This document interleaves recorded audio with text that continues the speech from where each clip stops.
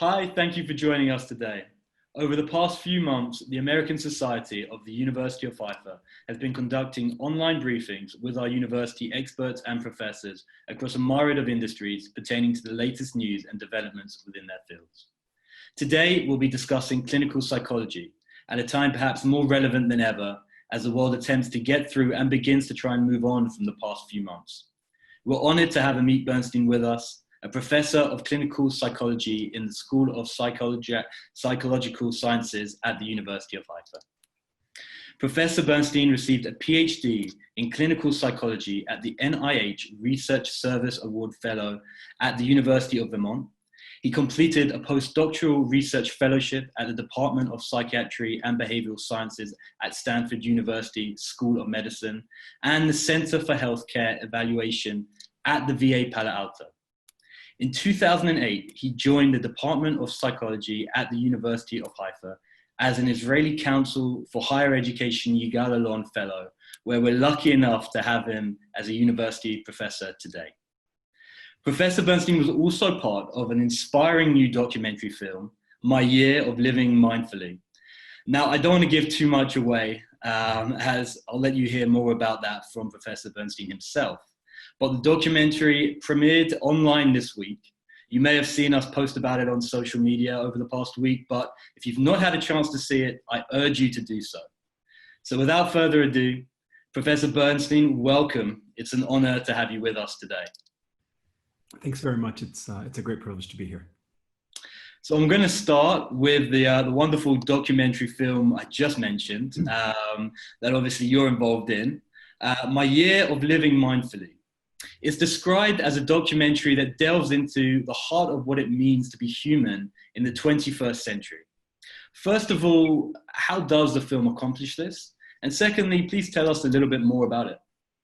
Yeah, sure. The filmmakers, these are the very brilliant Shannon and Jules Harvey, who live in Sydney, Australia, in the North Shore of Sydney. They set out to try to understand really whether and how mindfulness programs and mindfulness practices,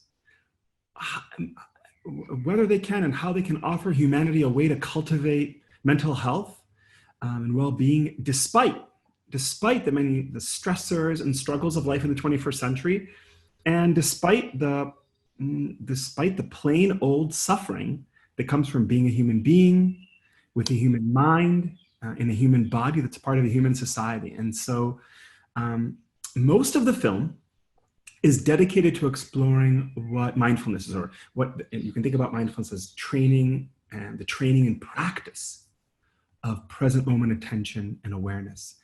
And they explore what mindfulness may teach us about the nature of our minds and the habits of our minds that underlie suffering, and about how we might think anew about well-being and mental health through the prism of mindfulness. And so I think one thing that's really important about this film, to be really clear, this is not a new age film at all. It's very serious science journalism, actually, and it does not oversell. It actively and critically relates to the hype and the commodification of mindfulness in a quite serious way. And they do this from a variety of perspectives. First and foremost, by trying to bring and relate to the very best science and research available, and also in a really neat way, which makes for a really good movie, by sharing the personal perspective of the film's protagonist, who's Shannon, who's the director producer also, and she shares her own struggle and experience over the course of what she calls this self-experiment.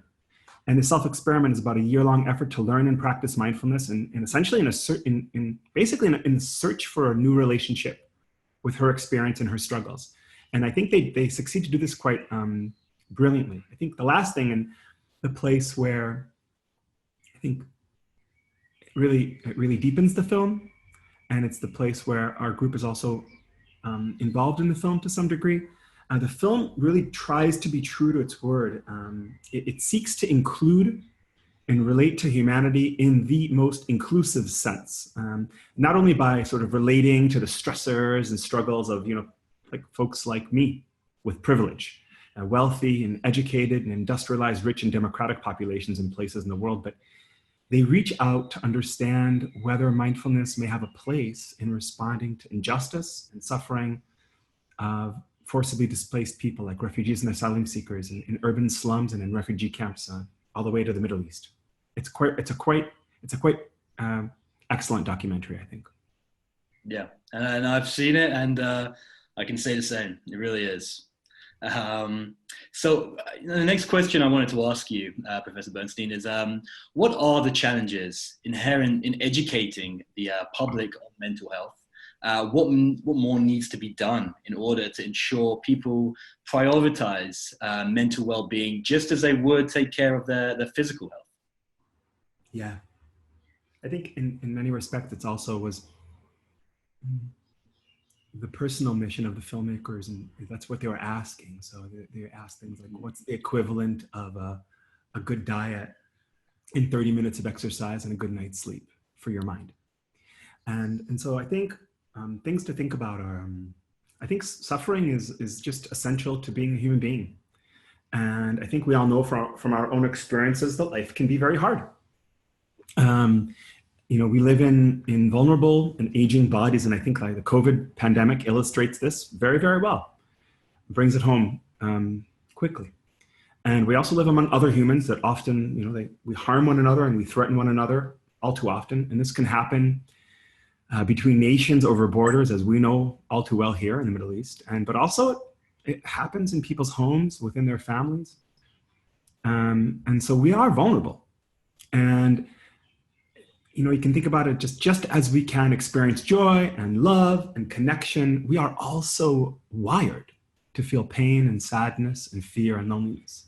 It is just part of the human experience.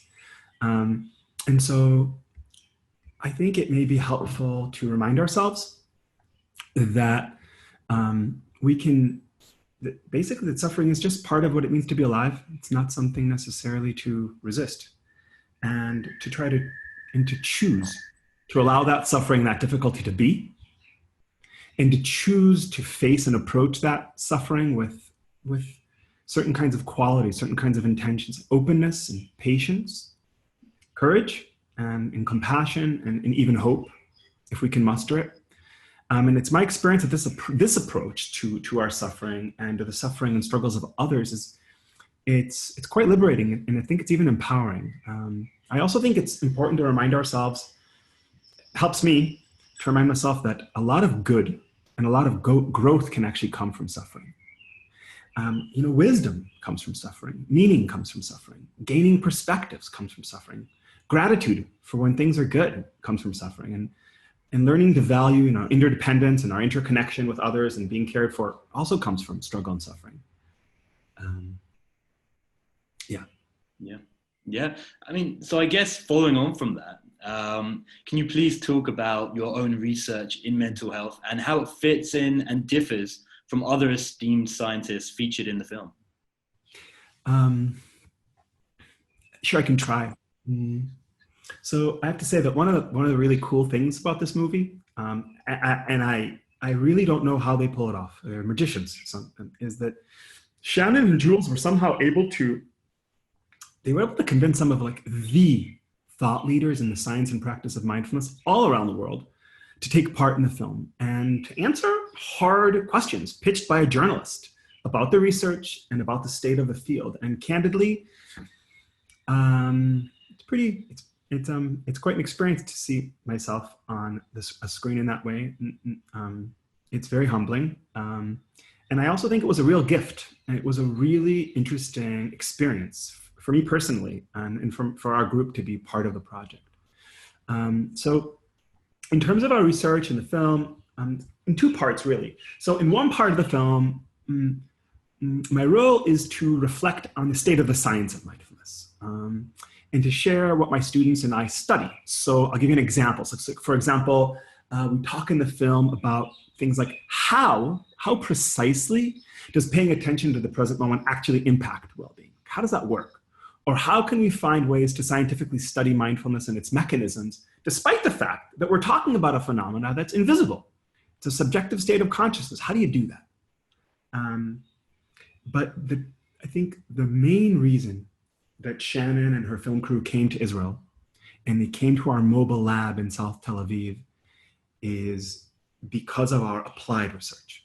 It's because of the Moments of Refuge Project. And for the past decade, we've worked closely with the African asylum seeker community across Israel and Sudanese and Eritrean asylum seekers who fled persecution and conflict. And this work has been led by an inspiring PhD student from our group named Kim Yuval, finished his PhD too, and a number of really amazing students who followed his footsteps, like Anna Reeves from Munich. And we carried out studies, they carried out studies from inside a makeshift lab inside the Tel Aviv bus station, from a tent in the middle of the desert outside of the Chulot detention center in the south of the country, from inside a couple of Tel Aviv NGOs that care for asylum seekers. And ultimately, over the course of a decade of work, it led us to develop a mindfulness-based intervention. And this mindfulness-based intervention is trauma sensitive, and it's socio-culturally adapted for diverse populations of refugees. And we call it mindfulness-based trauma recovery for refugees, or MBTR for short. And basically, I think something that everybody can understand and identify with is we designed this mindfulness-based intervention program to empower and to enable refugees to cultivate for themselves moments of this kind of inner refuge and inner safety in their body and in their mind, from which we hoped a process of recovery and a process of healing could begin, and maybe hope again could emerge. And Shannon and her crew came to Tel Aviv to learn more about MBTR when, and it's really serendipitous really, we were in the midway through this randomized control trial testing the efficacy and the safety and the mechanisms of this intervention. In other words, in less technical language, we wanted to know whether it works and how it works and for whom it works. Yeah. And since the filming, we completed the study and we found that this intervention was not only safe, but it was really, very surprisingly, quite therapeutically transformative for many vulnerable African asylum seekers, including survivors of torture and survivors of human trafficking and folks who've survived being child soldiers. And we found that MBTR led to large and really significant reductions in these chronic and debilitating mental health problems that are endemic, that are fundamental to the trauma and the loss of forced displacement, things like PTSD.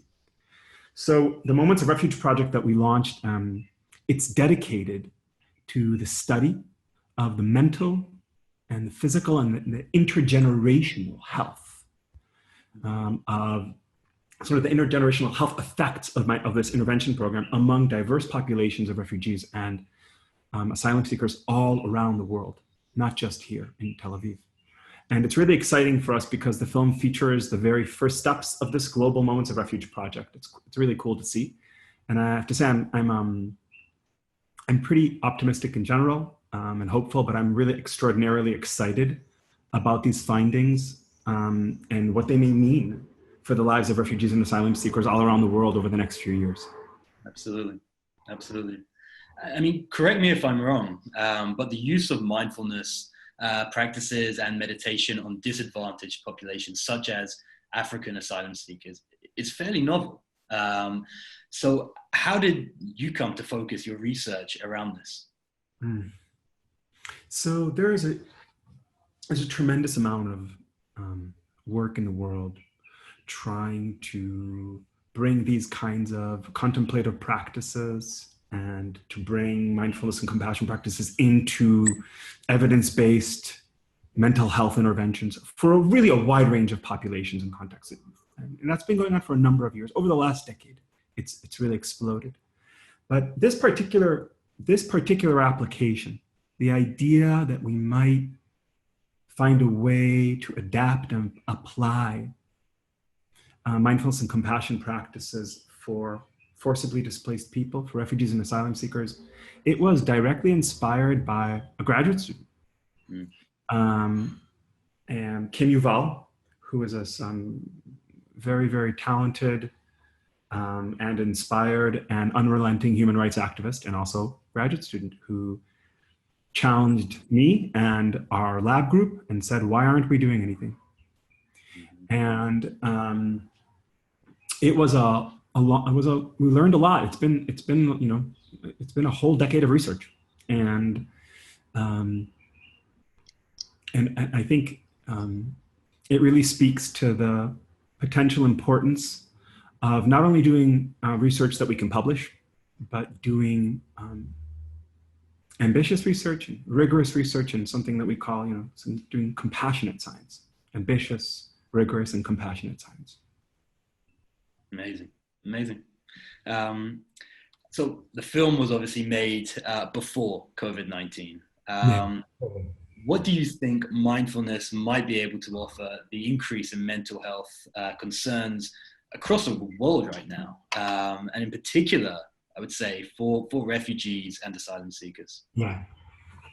So it's a good question. And there's really a lot going on actually in the world right now. A lot of, I think, revived curiosity about whether mindfulness and these kinds of contemplative practices may have a place of bringing people these moments of refuge, these moments of safety, these moments of peace, and when they feel that their lives are unpredictable and uncertain. And so, all of us to some degree have felt the impact of fearing infection or being socially isolated, or for some of us really struggling with financial stress of the pandemic, or really tragically for all too many people all over the world, illness and loss and death.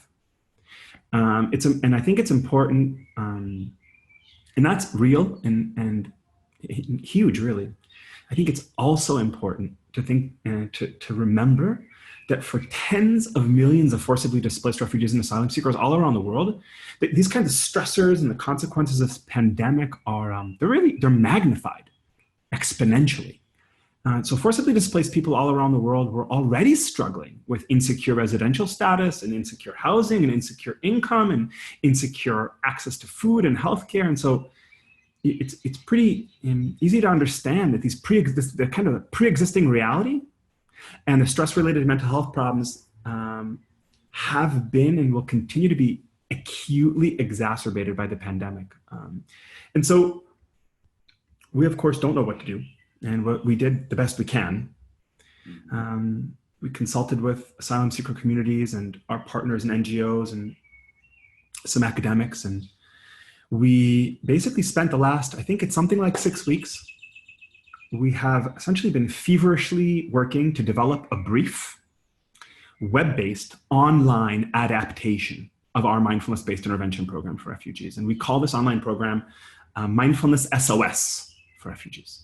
And Mindfulness SOS was specifically designed to mitigate the kind of acute stress around COVID-19 among refugees and asylum seekers all around the world, here too.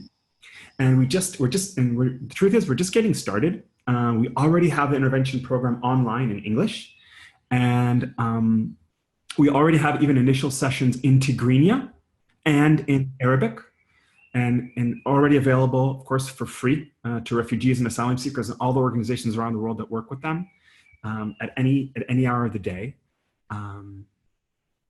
And while we have a great deal to learn and a long road ahead, and whether this is effective, how this is effective, for whom is this effective, I think that the potential impact of this kind of reach, kind of access, it's enormous, and I hope it ends up proving to be successful.